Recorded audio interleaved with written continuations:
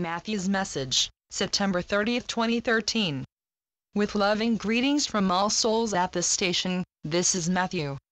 It is true that the prevailing vibrations were favorable for reasoned discussions to calm the situation in Syria, but it was equally the power of countless prayers that led to the easing of tenseness. Prayer isn't what is commonly thought, thanking or asking God, by whatever name you call the supreme being of this universe, for something or other. Like everything else in the cosmos, prayer is energy, the energy of your every single thought and feeling lifelong. Many millions were directing a profusion of energy toward negotiations, and the universe responded in kind. Our last message about Syria evoked an unusually large number of emails, and several contained questions or comments that we want to address. We begin with the United States citizens' opinion, which is shared by many others who live in countries where any of the following conditions exist. I believe real chemical warfare is going on in our own country with our medical system, where they push toxic prescriptions on everyone, rather than natural alternatives. Our food has become toxic, our air is polluted through chemtrails, the water has fluoride, and they are fracking, which ruins the water table. It is going on in our own country under the guise of profits and depleting the population with false propaganda.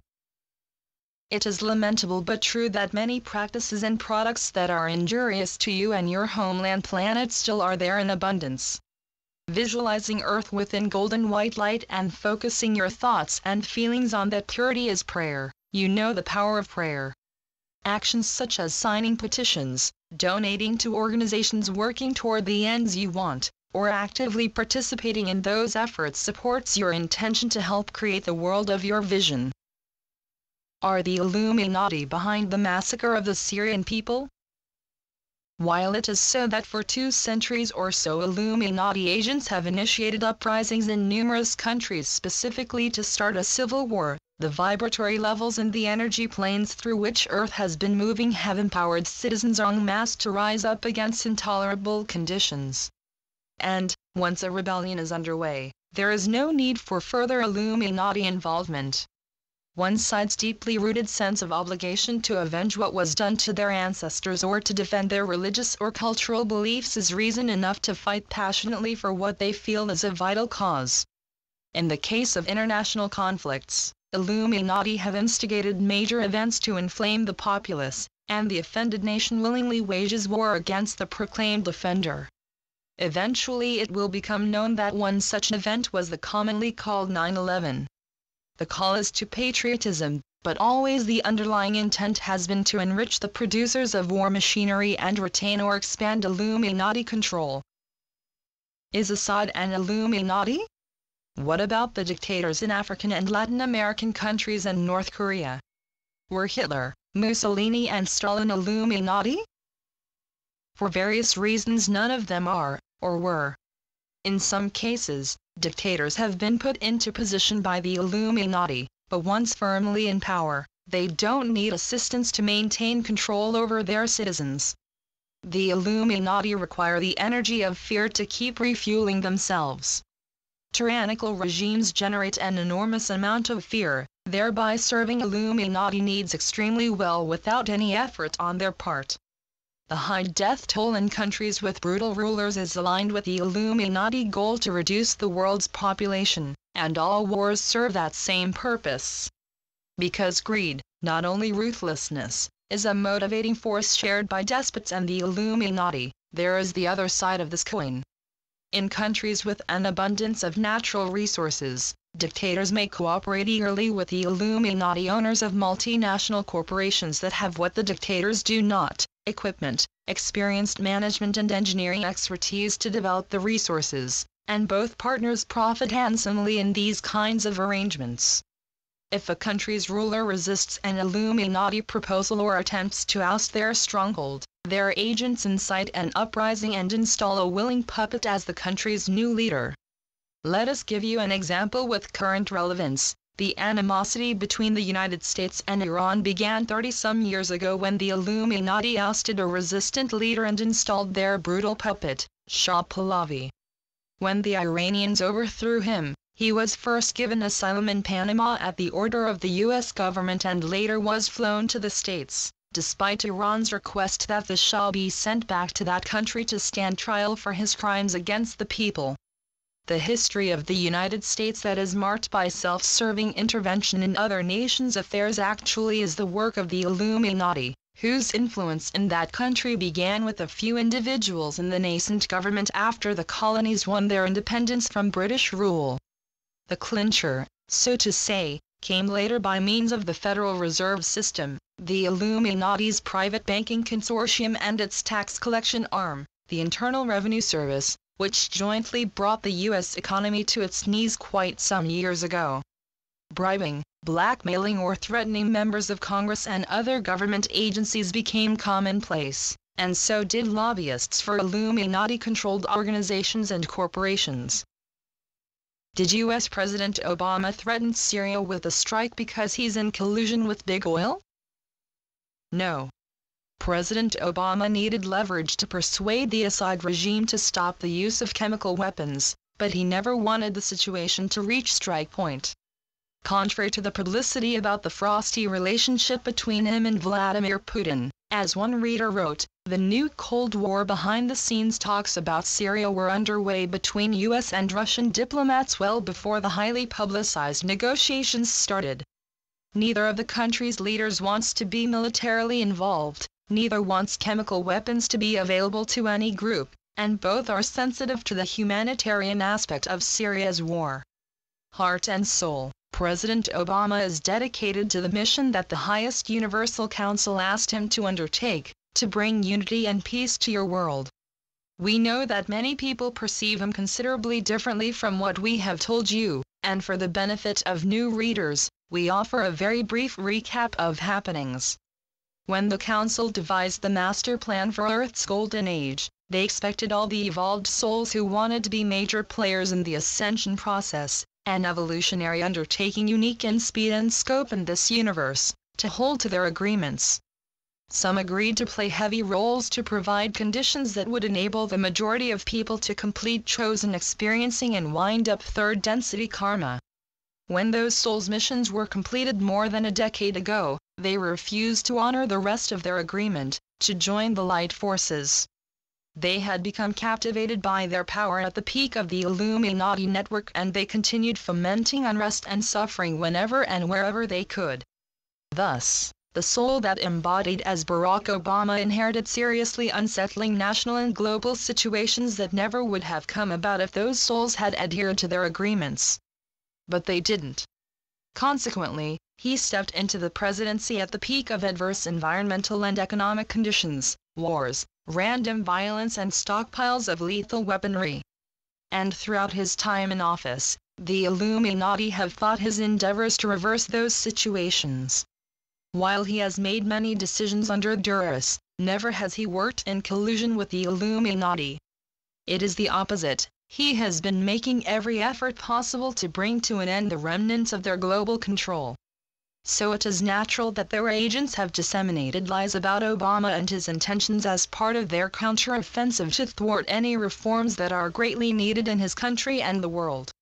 Sending light to President Obama and all of Earth will assist in the speedier accomplishment of beneficial changes that are integral to the uniting of your world in peace and respect for all life. What is happening to the United States of America, the country that is supposed to be a model of democracy, freedom and the American dream? The poor population keeps growing and there is so much violence. Right after an election, they start talking about who will run the next time, and the government fights within itself instead of dealing with the country's problems.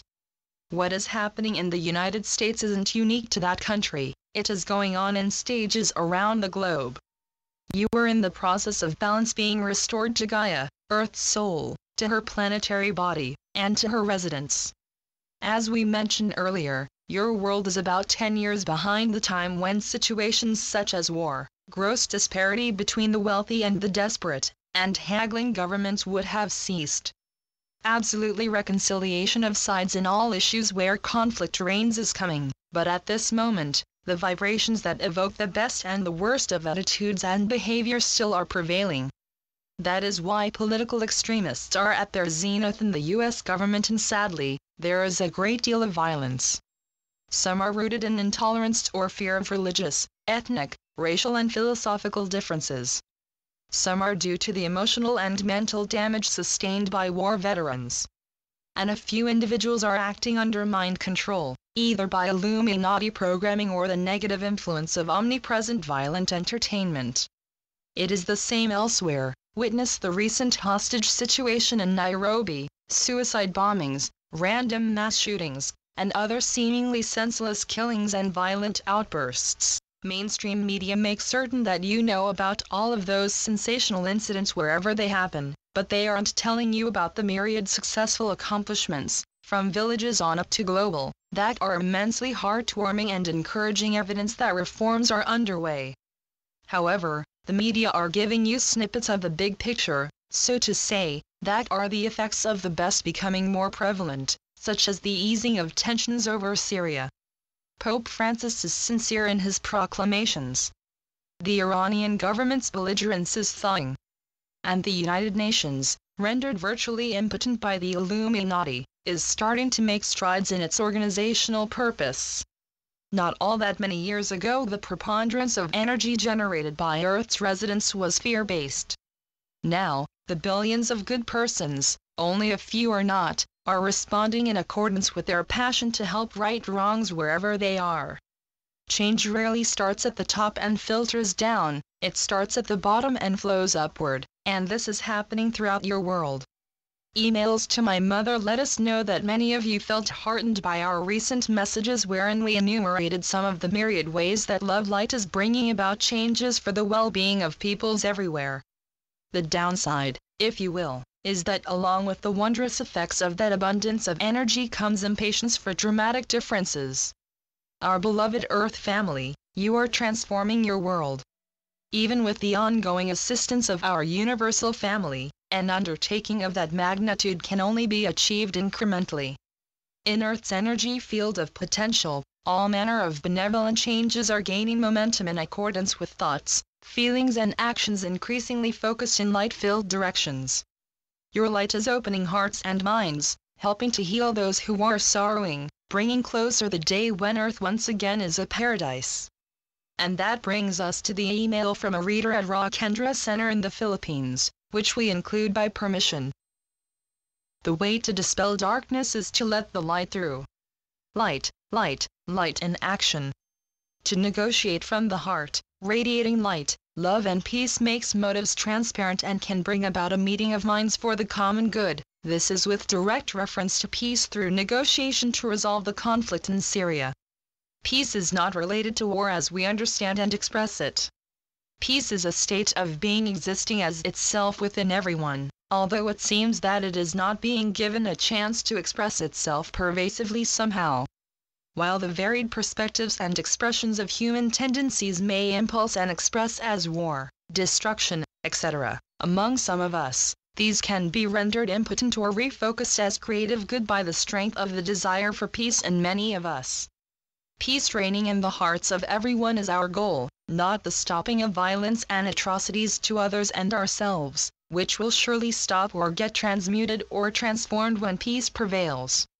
Let us remember our basics. That all are expressions of consciousness as energy. The variation lies in how we relate to it and eventually give it expression. So, beloveds, as soon as we feel the impulse of our passion for peace being drawn to the direction of outrage and other forms that will fan the conflagration of distortions, let us breathe deeply a few times and redirect our focus into the source of that passion. Our heart of hearts where dwell peace, love, will to good. This can bring us to negotiating for peace peacefully instead of fighting for peace. That said, I thank you all, and as our song goes, let there be peace on earth and let it begin with me. We honor those souls at the center and the countless others who are sending forth love light. By universal law, the energy of peace within hearts and minds is hastening the day when all souls in your world will live harmoniously with each other and with nature. All light beings in this universe are with you, cheering you ever forward and embracing you in unconditional love. Love and peace. Suzanne Ward. www.matthewbooks.com.